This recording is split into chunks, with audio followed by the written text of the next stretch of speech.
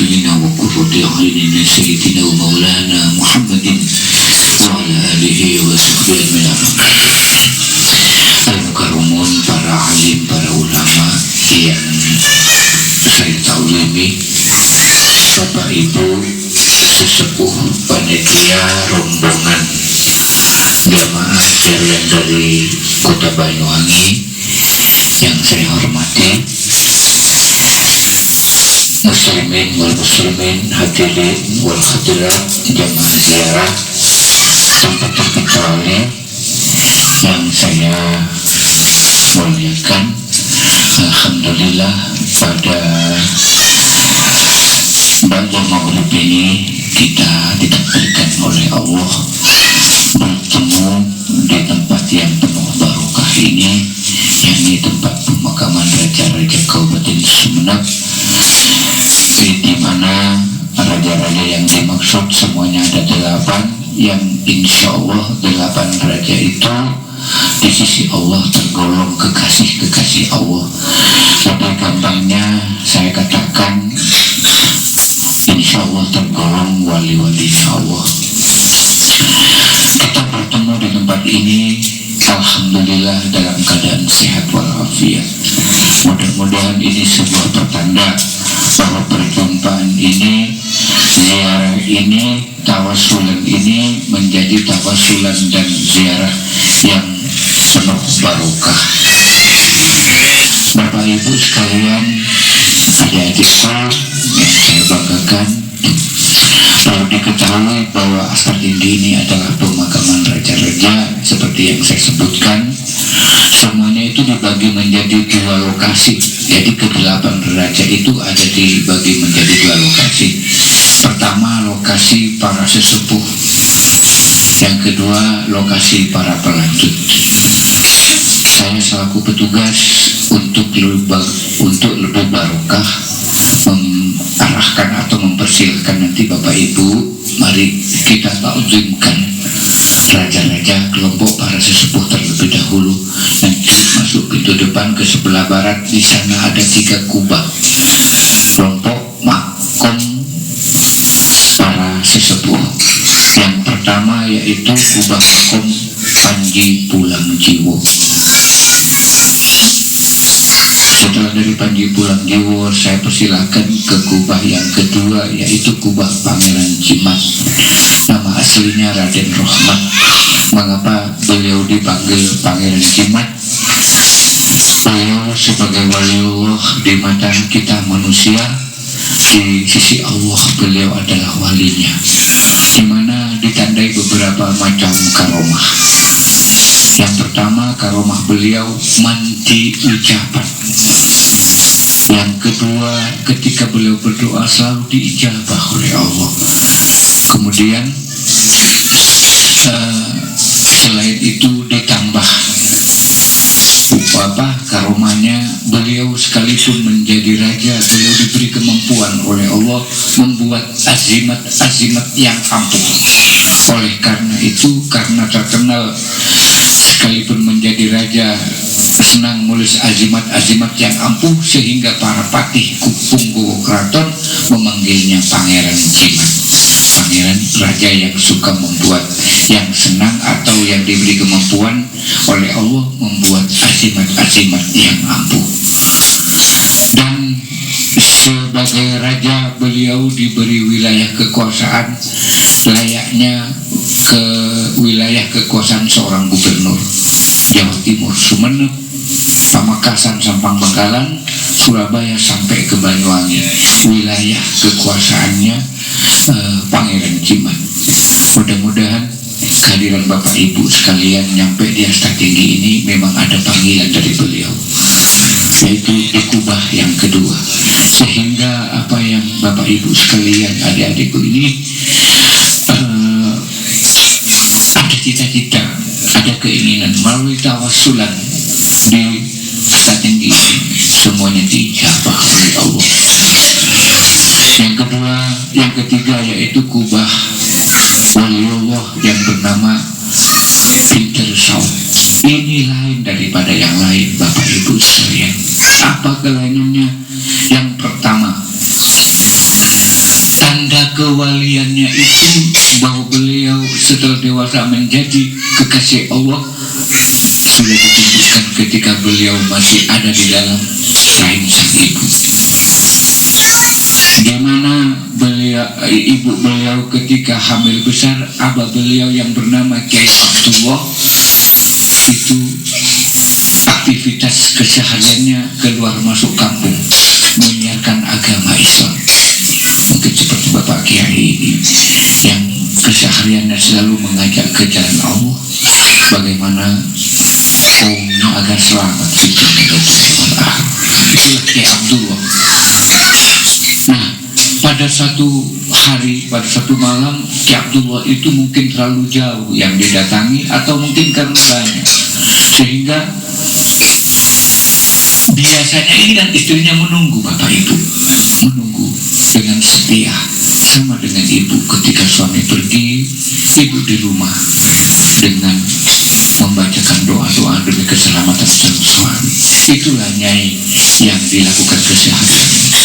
Pada saat itu yang saya maksudkan, ini Ki Abdullah tidak datang pada jam yang sepertinya datang, jam pulang, sehingga Nyai itu menutup pintu.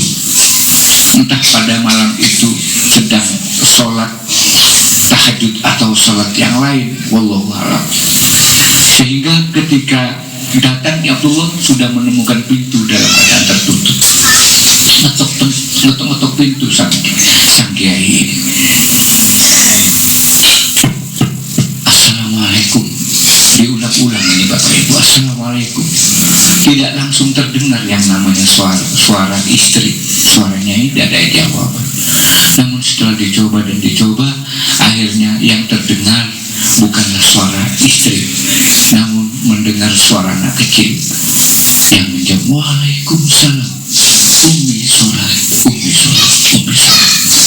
Itu Ki Abdullah dengan penuh tanda tanya, dengan penuh heran. Siapakah gerangan yang menjawab salam saya?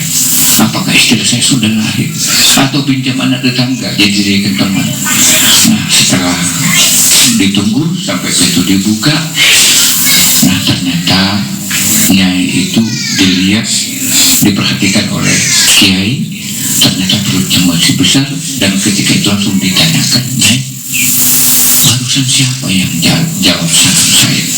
Kok yang saya dengar itu suara anak kecil? Nah, pada waktu itu Nyai ketika menjawab, Kiai, sepertinya yang saya rasakan sumber suara itu dari diri saya. Nah, oleh karena itu langsung serentak Kiai Abdullah itu azam kepada Allah, bukan adanya azam, berjanji kepada ya Allah, kelak kemudian hari apabila anak hamba dilahirkan dengan selamat, hamba akan memberinya nama Saud, suara. Itulah tanda-tanda pertama itu. Yang kedua, setelah lahir, singkat cerita, setelah lahir ia diberi nama Saud, diperindah karena Ki Abdullah adalah memiliki kasih yang tercinta, itu namanya Muhammad, Nabi Muhammad, diberi nama, diindahkan dengan nama itu Muhammad Saud. Itulah nama tanda-tanda yang pertama. Yang kedua, beliau menjadi raja bukan karena keturunan ningrat atau berdarah biru. Beliau asli keturunan Kiai Abdullah yang dari keraton itu jarak tempuhnya insya Allah 12 kilo. Gimana kok bisa menjadi raja? Setelah dewasa, Pinter Saud dinikahkan dan mempunyai 2 orang putra. Bagaimana perjalanan di keraton Sumenep? Setelah raja wafat, diganti oleh seorang putri namanya Raden Ayu Tirtonegoro. Sang ratu ini setelah dinikahkan oleh ayahandanya, suaminya meninggal, dinikahkan lagi, meninggal lagi, dinikahkan, meninggal lagi. Karena berulang kali seperti itu, akhirnya tetap berserah diri kepada Allah. Tentu ya, itulah ibu yang paling paham dengan perasaan perempuan. mungkin titik-titik air mata dengan lantunan doa-doa itu yang didengar oleh Allah, yang dijawab. Sehingga pada satu malam mendengar jawaban bahwa jodoh kamu adalah namanya Saud. Keesokan harinya langsung memberikan titah kepada Patih. Patih, coba cari yang namanya Saud sampai ketemu. Setelah dicari, ternyata sang wali ini sedang membawa, ditemukan dalam keadaan sedang membawa keranjang rumput, narik rumput dengan sapi gembalaannya. Wali Allah itu tidak menampakkan diri bahwa beliau adalah mempunyai pangkat tertinggi di mata Allah. Oleh karena itu, setelah ketemu langsung sang Patih ini menyampaikan, apa betul saudara adalah yang mempunyai nama Saud? Ya benar. Saya membawa titah dari seorang putri bahwa saudara diminta untuk menghadap ke keraton dan untuk menjadi suami dari seorang ratu. Pada saat itu Pinter ini kan jujur mengatakan, saya sudah menjadi seorang suami dari seorang istri, dan saya juga menjadi seorang ayah dari 2 orang anak laki-laki saya. Sang Patih ini menjawab dengan tenang, ini adalah titah ratu itu adalah undang-undang yang wajib dilaksanakan. Jadi karena sudah seperti itu, tidak ada tawaran lain, tidak ada pilihan lain. Oh, kalau begitu saya minta izin dulu sama istri saya. Akhirnya setelah minta izin, ya memang sudah undang-undang, berangkat ke keraton. Nah, setelah itu tahun 1750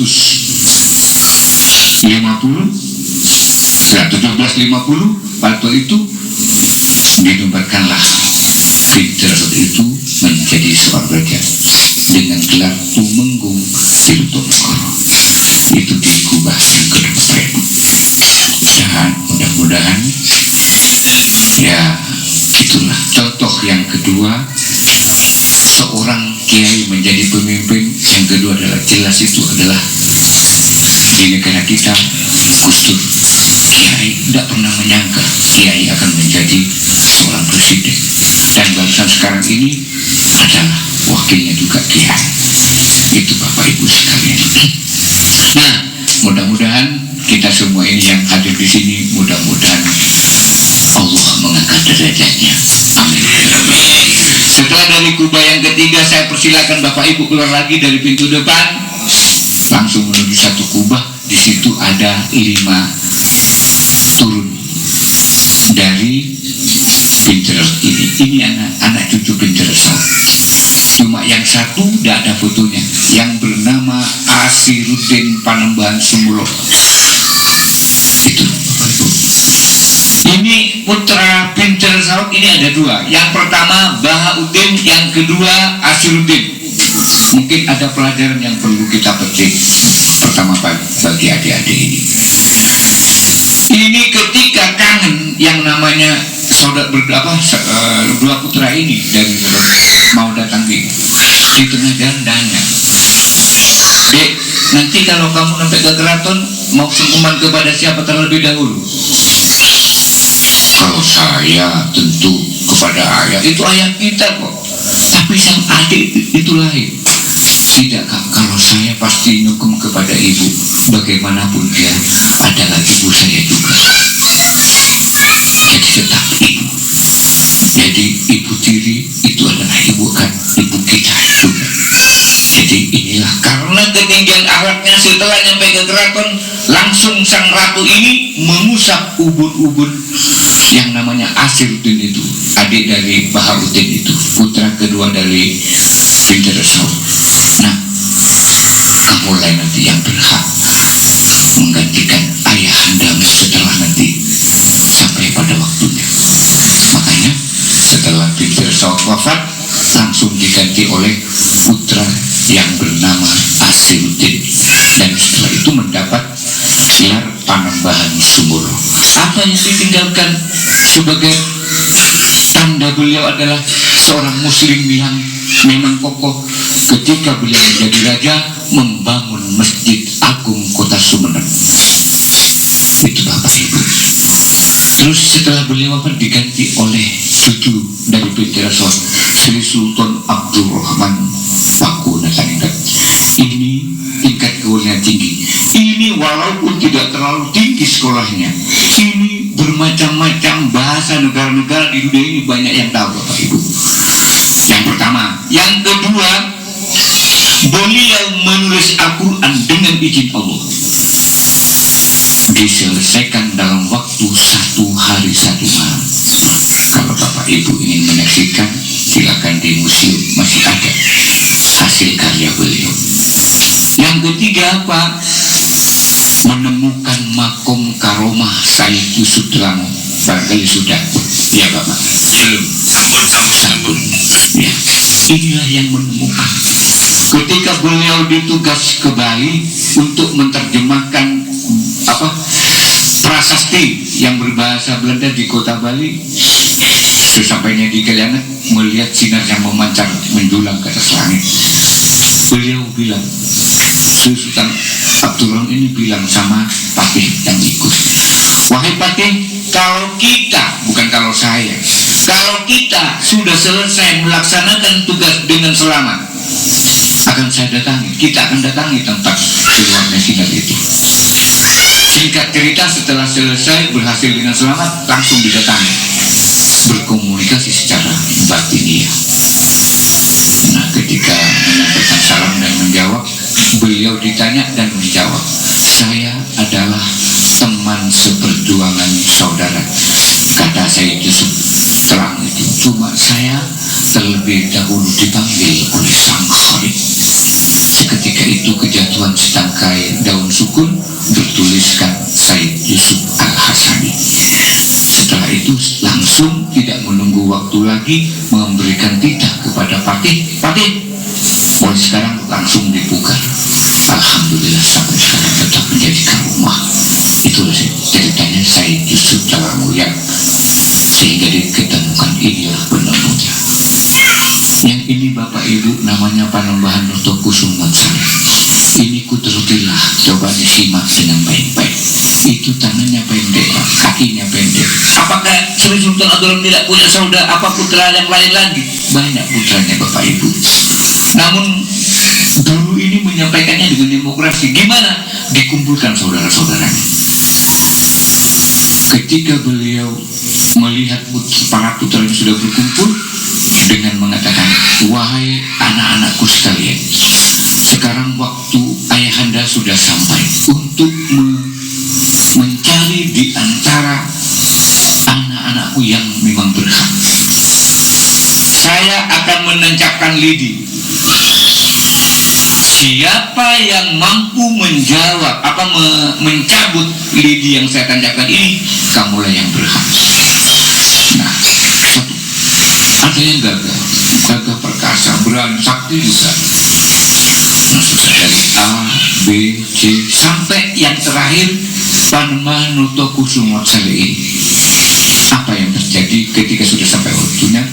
Beliau dengan ketinggian akhlaknya pamit kepada, mohon izin kepada ayahanda, sekarang telah tiba waktu ananda untuk mencabut lidi ini. Izinkanlah ananda untuk mencabutnya. Seketika itu Bapak Ibu sekalian, lidi itu dicabut. Setelah mampu, bumi ini seakan-akan katanya seperti gempa. Itulah Bapak.